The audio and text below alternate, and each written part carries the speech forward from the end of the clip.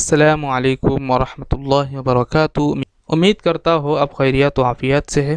اس درس میں انشاءاللہ جمع بنانے کے لیے تیسرے نمبر جو قاعدہ ہے اس کو ذکر کروں گا، تو چلیے شروع کرتے ہیں۔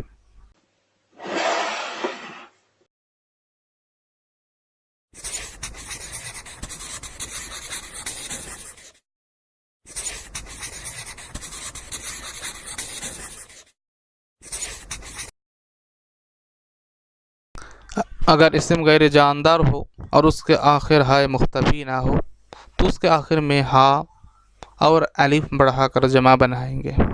اگر اسم غیر جاندار ہو اور اس کے آخر ہائے مختفی نہ ہو تو اس کے آخر میں ہا اور الف بڑھا کر جمع بنائیں گے، جیسے اسف اسف ایک گھوڑا، اسفہا اسفہا۔ فا پر سکین ہوگا، فا پر سکین ہوگا، تا پر بھی ساکن ہوگا۔ اسفہا بہت گھوڑا۔ درخت ایک درخت، درختھا بہت درخت۔